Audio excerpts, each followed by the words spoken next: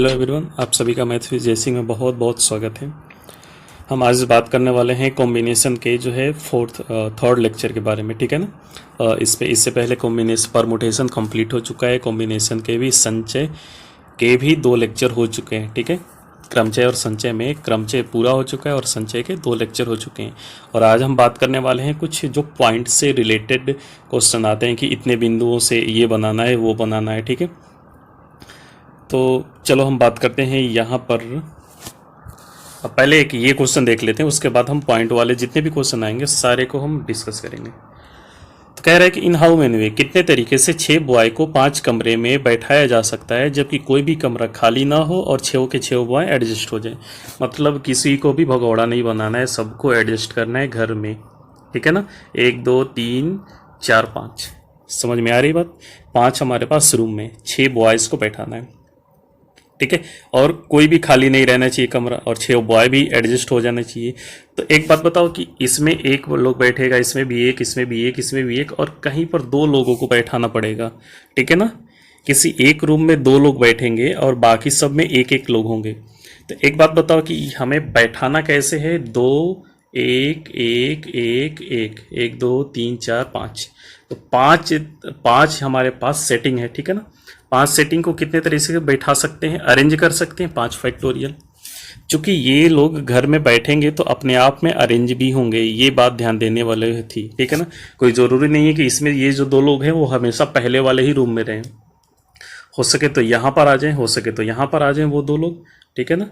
तो इस बात का ध्यान देना है कि हमारे यहाँ पर अरेंजमेंट भी होगा। क्रमचय और संचय दोनों से ये कंबाइंड क्वेश्चन है दोनों का।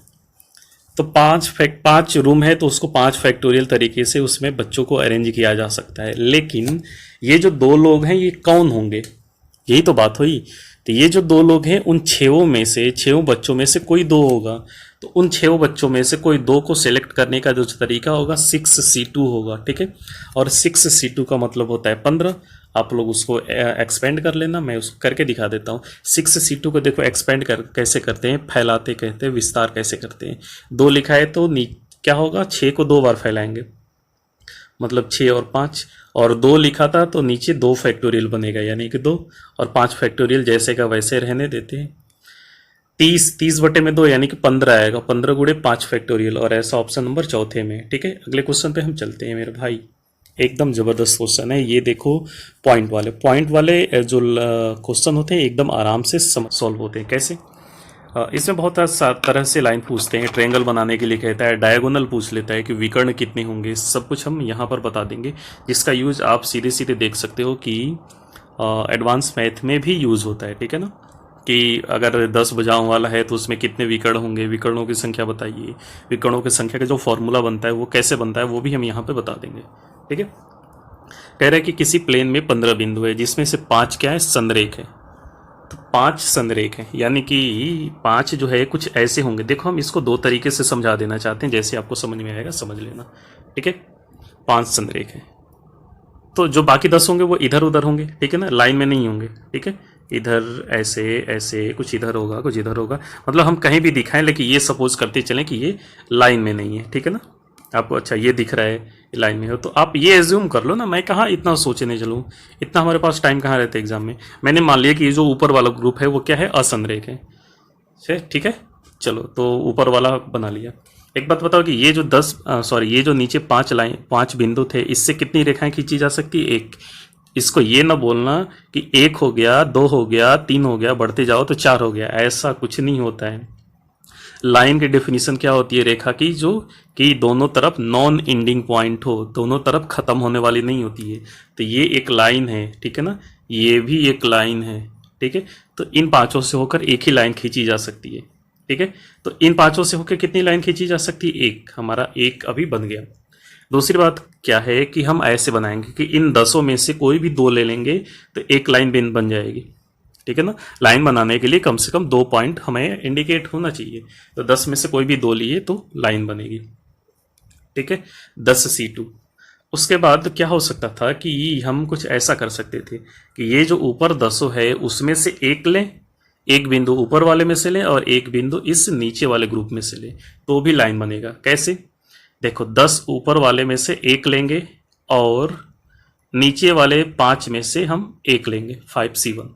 तो ये कुल कितने तरीके हो गए, एक 10C2 का मतलब होगा 45 और एक 46, और 10C1 का मतलब होगा 10, 5C1 का मतलब होगा 5, यानी कि कुल मिलके 96 हो रहा है। ठीक है, यहाँ पर नब्बे जी इसका आंसर है। दूसरा तरीका ये हो सकता था कि अगर 15 बिंदु हैं तो मैंने मान लिया कि 15 से मैंने लाइन बना ली, 15C2 तरीके हो गए। लेकिन उसमें से 5 संरेख थे तो उच्च 5 संरेख को पूरा का पूरा ही हटा दिया। लेकिन हमने क्या गलती कर ली कि ये जो 5 संरेख हैं इसको हटाएंगे तो पूरा हटेगा या एक लाइन बनी रहेगी, तो एक लाइन मैंने गलती से हटा दी तो उसको मैंने जोड़ लिया। ये इसका हो गया। 15C2 का मतलब होता है 105, 15 गुणे 7 बटे में 15 गुणे 14 बटे में 2 होगा तो 15 गुणे 7 बचेगा। ठीक है, 5C2 का मतलब होता है 10 और प्लस 1, ये हो गया 95 और ये हो गया 96। 96 तरीके से 96 लाइन खींची जा सकती है। यहां पर कह रहा है कि 10 बिंदु हैं एक प्लेन में जिसमें से 5 जो है एक सीधी रेखा में। ठीक है, बाकी उसके अलावा कोई भी 3 बिंदु एक सीधी रेखा में नहीं है, तो इसका कहने का मतलब है कि केवल 5 ही कोलिनियर है। ठीक है ना, केवल 5 ही एक सीधी रेखा में। चलो इसको देख लेते कैसे सॉल्व होगा। तो पहले हमें क्या करना है, लाइन बनानी है। ठीक है, तो लाइन बनानी है तो मैंने क्या किया कि 10 में से 2 ले लिया। तो गलती क्या कर दी कि ये 5 कोलिनियर वाला भी ले लिया, तो इस 5 कोलिनियर वाले को हटा दिया मैंने। ठीक है, लेकिन इसके बदले एक लाइन जोड़ना पड़ेगा, तो ऐसे हो गया। इसका मतलब हो गया 10 गुणे 9 बटे 2 45, 45 में से 10 घटेगा 35, 35 में 1 जुड़ेगा 36। ठीक है, ऐसा कर लिया। दूसरे तरीके से भी कर सकते हैं। चलो और ट्रायंगल को हम दूसरे वाले तरीके से ही कर लेते हैं। कैसे, ये जो 5 बिंदु हैं वो क्या हैं, असंरेख है, और ये जो 5 बिंदु हैं वो क्या है, कोलिनियर है, संरेख है। ठीक है, तो भाई इस सीधी रेखा से तो हमें ट्रायंगल बनेगा नहीं। हमने मान लिया कि इसमें से कोई 2 लेकर के हमने त्रिभुज बना लिए, सॉरी 3 लेकर के। ठीक है ना, 3 बिंदु से त्रिभुज बनता है, तो 5C3 मैंने ले लिया। दूसरा तरीका हम ये भी सोच सकते थे कि ये ऊपर वाले में से एक बिंदु ले और नीचे वाले में से 2 बिंदु ले तो भी त्रिभुज बनेगा, ऐसे। ठीक है, तो मैं क्या कर रहा हूं और कि ऊपर वाले में से 1 ले रहा हूं और नीचे वाले में से 2 ले रहा हूं तो भी त्रिभुज बनेगा। या तो ऐसा हो सकता था कि नीचे वाले में से 1 ले और ऊपर वाले में से 2 ले तो भी त्रिभुज बनेगा। तो यही काम कर रहे हैं, ऊपर वाले में से 2 लेना है मतलब 5 में से 2, और नीचे वाले में से 1 लेना है यानी कि 5 में से 1। ये हो गया इसका टोटल ये आंसर। अब आप यहां से देख सकते हो 5C3 का मतलब होता है 10, 5C1 का मतलब 5, 5C2 का मतलब 10 यानी कि 50, और 5C2 का मतलब 10 और 5C1 का मतलब 50, 50 50 100 और 10 110, कुल 110 तरीके हो रहे हैं यहाँ पर। ठीक है, चलो इस वाले क्वेश्चन को हम इस तरीके से भी कर सकते हैं कि 10 पॉइंट है तो 10C3 तरीके से बन सकते थे, लेकिन 5 कोलिनियर है तो 5C3 हटा देंगे। ठीक है ना, 10C3 का मतलब होगा 10 गुणे 9 गुणे 8 बटे में 3 फैक्टोरियल। 5C3 का मतलब होता है 10। ठीक है ना, 5C3 का मतलब 5C2 होता है या 10 होता है। ये 6 से ये 72 कट जाएगा, 12 बार में 120 में से 10 घटेगा 110। ठीक है, उसी तरह से हम अगर इसको देख लें कि 22 पॉइंट है जिसमें से 8 जो है एक सीधी रेखा में है। ठीक है ना, 2 2 4 2 6 2 8, 7 जो है वो दूसरी सीधी रेखा में है। ठीक है ना, एक मिनट, ये दूसरी सीधी रेखा में बोला है। ठीक है ना, तो वो दूसरी सीधी रेखा यहां पर मान लेते हैं। ठीक है, और क्या है 10 जो है अनदर तीसरी सीधी रेखा में है। ठीक है ना, ऐसे तो कह रहे हैं कि कुल कितने यहां पर ट्रायंगल बनाए जा सकते हैं। तो 22C3 तो बन सकता था, लेकिन स्ट्रेट में किधर है, 8C3 है, 3 है, और 7C3 है, ये भी हटेगा, और क्या है 10C3 है, ये भी हटेगा। ठीक है ना, तो इतना हट जाएगा, तो ऑप्शन नंबर कौन सा होगा यहाँ पर, दूसरा वाला। ये बिल्कुल इजी सा क्वेश्चन है। ठीक है ना, एकदम आराम से आप इसे बना सकते हो, और ये है थोड़ा सा दिमाग वाला क्वेश्चन। ठीक है ना, एकदम आराम से पढ़ना। यहाँ पर दिया हुआ है कि 1 2 3 4 5। ठीक है ना, 5 डायमीटर दिए हुए हैं जिसके नाम आपके सामने है। उसके बाद यहाँ पर कह क्या रहा है कि आपको कितने तरीके से इसको ट्रायंगल बना सकते हो, कोई भी पॉइंट ले लो, और एक बीच में पॉइंट कौन सा दिया हुआ है, ओ। ठीक है ना, तो इसको ध्यान से देखना कितने तरीके से बना सकते थे। ये बाहर कितने पॉइंट है, 10। ठीक है ना, बाहर कितने पॉइंट है, 10। इस केवल बाहर वाले पॉइंट से अगर हम देखें, केवल बाहर वाले पॉइंट से, तो कितने त्रिभुज बन सकते थे अगर उन सबको लिया जाए? तो 10C3 तरीके से त्रिभुज बन सकते थे। लेकिन ये भी तो हो सकता है कि ये दोनों बाहर वाले लिए जाए और एक बीच वाला लिया जाए, ये दोनों बाहर वाले लिया जाए और एक बीच वाला पॉइंट लिया जाए, ठीक है ना, ऐसे किया जाए, ये दोनों बाहर वाला एक बीच वाला, तो ऐसे भी तो हो सकता है। ठीक है, तो क्या हो सकता है, इस 10 में से कोई 2 लिया जाए और एक बीच वाला, तो बीच वाले को लेने का एक तरीका होगा, ठीक है ना, इसलिए मैंने एक लिख दिया।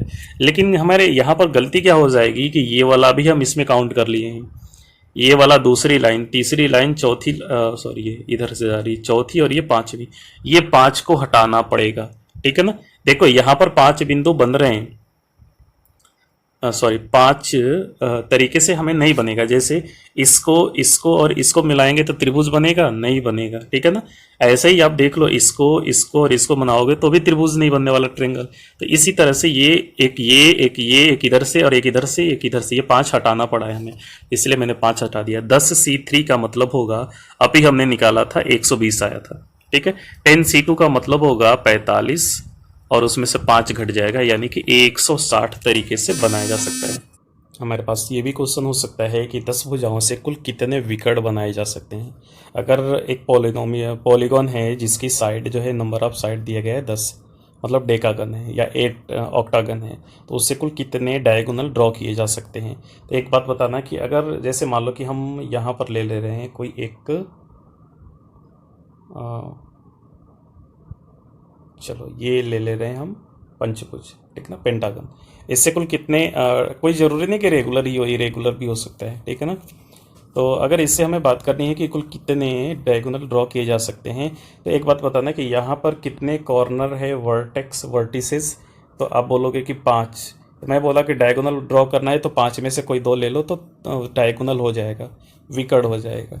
लेकिन जब 5 में से कोई 2 लिया तो ये वाली लाइन भी आ गई, ये वाली लाइन भी आ गई, ये वाली लाइन भी आ गई, ये वाली लाइन भी आ गई और ये वाली लाइन भी आ गई, यानी कि 5 लाइन आ गई, तो उसे हटाना पड़ेगा, ठीक है ना। तो यहाँ पर फॉर्मूला ये बनेगा, सीधे सीधे कहने का मतलब कि अगर पॉलीगॉन है n साइड वाला तो उसमें NC2 माइनस n करना होगा, ठीक है ना। NC2 का मतलब होता है n(n-1/2) और माइनस n करना है तो माइनस n कर लो, ठीक है ना।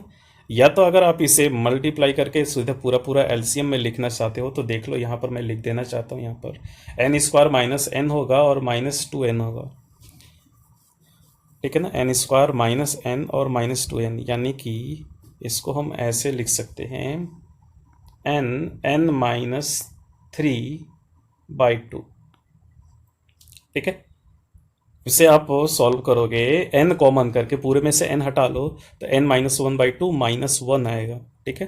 तो n(n-3/2) आता है, जिसे हम बोलते हैं कि विकर्णों की संख्या का फॉर्मूला है। अगर हमें फॉर्मूला ना पता हो तो हम कॉम्बिनेशन से लगा सकते हैं। जैसे डेकागन में हमें 10 भुज में चाहिए तो 10 में से 2 और जितनी साइड है उतनी घटा दो, तो 10C2 का मतलब होता है 10 × 9/2 और -10 कर देना है, तो ये होता है 90/2। 45 में से 10 घटाओगे तो 35 आएगा, ठीक है ना। या तो अगर आप फॉर्मूला पे रखना चाहो तो n(n-3/2) होता है, यानी कि 10 और 10 में से 3 घटाओगे तो कितना होगा, 7, और बटे में 2 करोगे तो 70/2 यानी कि 35, ठीक है। ये यहाँ इसका रहा फॉर्मूला। तो ऐसे हम विकर्णों की संख्या, नंबर ऑफ डायगोनल भी फाइंड कर सकते हैं, ठीक है। चलो, इसमें और डिफरेंट टाइप के कैसे क्वेश्चन आ सकते हैं, जैसे कि 4 जो है एक पैरेलल लाइन है, ठीक है ना, और 4 जो है अनदर पैरेलल लाइन है जो इसको कट कर रही है, ठीक है ना। तो उसको मैंने मान लो कि ऐसे खींच लिया, ड्रॉ कर लिया, ऐसे ऐसे ऐसे ऐसे, तो इससे कुल कितने रेक्टेंगल बनाए जा सकते हैं, इससे कुल कितने रेक्टेंगल बनाए जा सकते हैं, ठीक है ना। तो इसमें आप क्या कर सकते हो कि जब भी 2 ऐसी वाली लाइन और 2 ऐसी वाली लाइन मिलेंगी तभी रेक्टेंगल बनेगा, आपको पता होगा, ठीक है ना। तो यहाँ पर आप देख लो कि ऐसी वाली लाइन कौन सी है, कितनी है, तो 4, उसमें से कोई 2 ले लो, सॉरी 4 है, मैं 10 लिख दिया, 4 में से कोई 2 लिया। मैंने बोला कि ऐसी वाली लाइन कितनी है, तो उसमें भी 4 दिख रहा है, तो उसमें से भी कोई 4 में से 2 ले लो। तो 4C2 × 4C2 कितना होगा, 4C2 कितना होता है, 6 × 6 यानी कि 36, ठीक है ना। और आप लोगों ने इसमें कि रीजनिंग में पढ़ा होगा कैसे करते हैं, 1 2 3, तो 3 2 5 1 6, टोटल कितना हो रहा है 6, और 1 2 3, 3 2 5 1 6, तो आप क्या करते हो कि 6 गुणे 6 कर लेते हो तो 36 आंसर आ जाता है। ठीक है, तो रीजनिंग में भी ये सब पढ़ा होगा। ठीक है, और दूसरी बात है यहाँ पर कुछ और देख लें कि मान लो कि ऐसे जो है 7 लाइन है, ठीक है ना, कितनी है 7, और हमें फिर से रेक्टेंगल बनाना है और ऐसे दिया है हमारे पास 5, ठीक है ना, तो 7 में से 2 लेंगे और 5 में से 2 लेंगे तो क्या होगा, हमारे पास रेक्टेंगल बनेगा। 7 में से 2 लेने का जो तरीका होगा 7 गुणे 6 बटे में 2 यानी कि 21, और 5 से 2 का मतलब होता है 10 यानी कि 210। ठीक है, तो इस तरीके से ये जो है बनने वाला है। टोटल कितने तरीके हो गए, 210 तरीके। 7 में से कोई भी 2, 5 में से कोई भी 2 ले लो तो यहां पर रेक्टेंगल बनेगा। तो और इसमें कॉम्बिनेशन में बहुत सारे डिफरेंट टाइप के क्वेश्चन हो सकते हैं, आप इसको देखते रहना और सॉल्व भी करते रहना। और अगर ये वीडियो आपको अच्छा लगे तो ज़रूर लाइक और सब्सक्राइब करना, और आगे आने वाले चैप्टर में हम और भी अच्छे अच्छे क्वेश्चन करेंगे। ठीक है ना, तब तक के लिए इतना ही, धन्यवाद।